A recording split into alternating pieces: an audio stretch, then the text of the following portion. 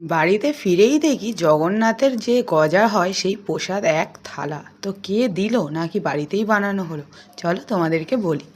মেলাতে ঘোরার সময় আমরা অনেক জিনিসই ওখানে দেখতে পেয়েছিলাম।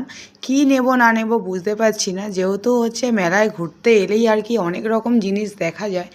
তো অনেক কিছুর মধ্যে আমার সবথেকে যেটা পছন্দ হয়েছিল একটা বেলনি চাকি টাইপের।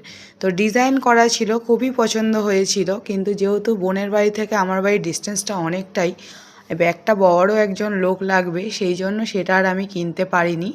আর এখানে এখন রথযাত্রার আর কি দড়ি টানা হবে রথের, সেই জন্য দেখো এদের থিমটা আর কি অরেঞ্জ কালারের আর কি পাঞ্জাবি।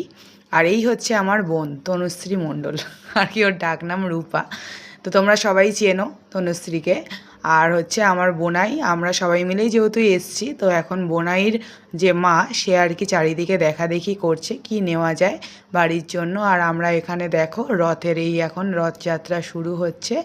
এখানে নিয়ম হলো রথটা টানবে আর সেই রথের ওপরেই সবাই দাঁড়িয়ে একবারে সবার দিকে বলতে গেলে বাতাসা আর কি লুট দেবে।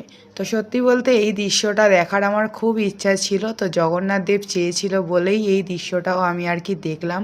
তো সত্যি বলতে মনটা একদম শান্ত হয়ে গেল এই দৃশ্যটা দেখার পর।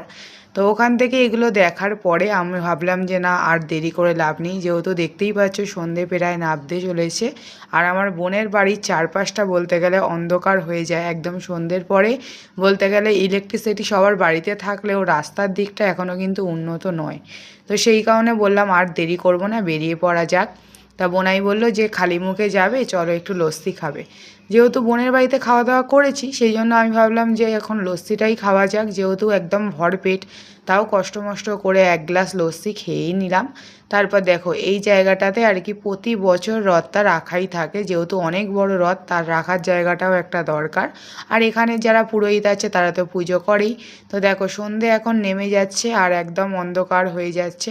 তো যখনই এখান থেকে বাড়ি ফিরি বোনের জন্য খুব মনটা খারাপ লাগে, যেহেতু এই সব জায়গাগুলো না 6টা বাজলে পুরোটাই অন্ধকার হয়ে যায়, সেই জন্য আমার মনটাও খুব খারাপ হয়ে যায়। যে কেষ্টপুরের মতন জায়গা থেকে আমরা ধরো ছোটোবেলা থেকে মানুষ হয়েছি, সেই জায়গা থেকে এই জায়গায় বোনকে আসতে হয়েছে বিয়ের জন্য। সত্যি বলতে একদম ভাগ্যের কি পরিহাস দেখো, শহরের মেয়েকে গ্রামের বিয়ে, জিনিসটা ভাবলেই আর কি মনটা খারাপ হয়ে যায়।